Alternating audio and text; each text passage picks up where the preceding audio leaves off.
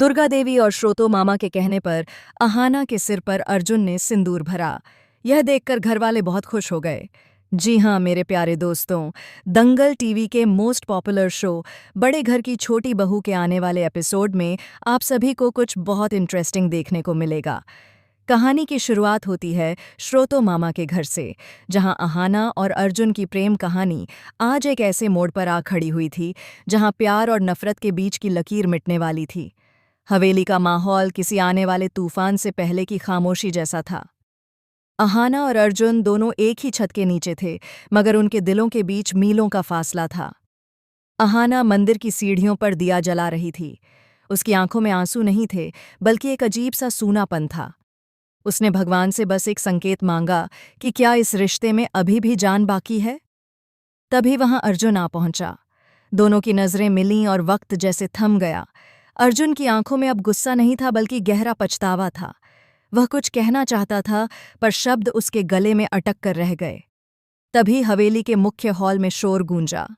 दुर्गा देवी और श्रोतो मामा कुछ कागजात लेकर नीचे उतर रहे थे।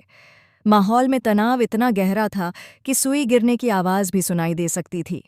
अर्जुन ने जब कागज देखे तो उसे लगा कि ये वही तलाक के पेपर्स हैं जिन पर उसने गुस्से में साइन किए थे। दुर्गा देवी ने गंभीर स्वर में कहा कि रिश्ते कागजों से नहीं, नियत से चलते हैं, और आज इस रिश्ते का फैसला इसी घर में होगा। अहाना का दिल तेजी से धड़कने लगा। उसे लगा आज शायद अर्जुन उसे हमेशा के लिए छोड़ देगा। तभी वहां रजनी और निहारिका कुटिल मुस्कान के साथ पहुंचीं। उन्होंने दावा किया कि असली तलाक के कागज उनके पास हैं, जिन पर अदालत की मोहर लगी है। अर्जुन जब उन्हें देखता है तो सन्न रह जाता है। उन पर उसके और अहाना के साइन थे। अर्जुन का गुस्सा 7वें आसमान पर पहुंच गया। उसने जोर से कहा, चाहे कोई भी कागज ले आओ, मैं अहाना को नहीं छोड़ूंगा। यह सुनते ही अहाना की आंखों में उम्मीद की एक किरण जाग उठी।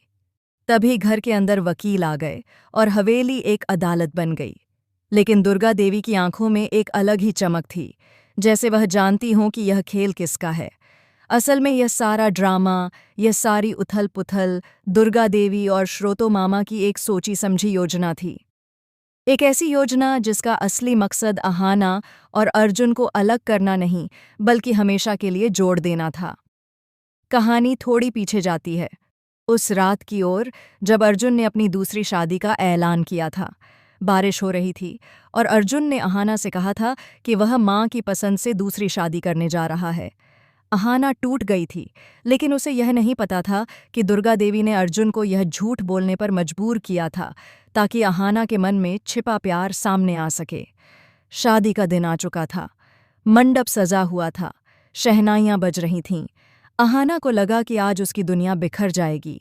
वह पागलों की तरह मंडप की ओर दौड़ी। वहां अर्जुन दूल्हे के लिबास में बैठा था, पर उसका चेहरा बुझा हुआ था। अहाना ने चिल्लाकर कहा कि यह शादी नहीं हो सकती, क्योंकि उनका तलाक अब भी पूरा नहीं हुआ है। पुलिस भी उसके साथ थी। पूरा मंडप सन्न हो गया। अर्जुन ने पहली बार देखा कि अहाना उसके लिए लड़ रही है, और उसी पल उसका दिल पिघल गया। वह घुटनों पर बैठकर रोते हुए उससे माफी मांगने लगा। तभी दुर्गा देवी और श्रोतो मामा हंसते हुए सामने आए। उन्होंने बताया कि अर्जुन की जिस लड़की से शादी होने वाली थी, वह एक मोहरा थी इस नाटक का।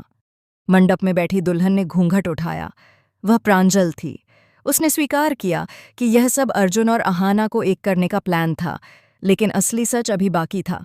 संजना ने आगे बढ़कर उस व्यक्ति का नाम बताया जिसने इस रिश्ते को तोड़ने की कोशिश की। राघव, वही जिसने गलतफहमियां पैदा की, मैसेजेस डिलीट किए और नफरत के बीज बोए। सच सामने आते ही अर्जुन ने आपा खो दिया और राघव पर टूट पड़ा। दादी ने राघव को जोरदार तमाचा मारा और पुलिस उसे ले गई। अब मंडप का माहौल पूरी तरह बदल चुका था। नफरत की आग अब पवित्र हवन कुंड की अग्नि में बदल गई थी। अर्जुन और अहाना ने एक दूसरे का हाथ थामा। दुर्गा देवी ने कहा, अब असली शादी होगी। मंत्रोच्चार शुरू हुआ और दोनों ने 7 फेरे लिए। हर फेरे के साथ उन्होंने अपने सभी गिले शिकवे पीछे छोड़ दिए। जब अर्जुन ने अहाना की मांग में सिंदूर भरा तो पूरा हॉल तालियों से गूंज उठा। अहाना की आंखों में जीत की चमक थी। उसे उसका अर्जुन वापस मिल गया था और अर्जुन को उसकी जिंदगी।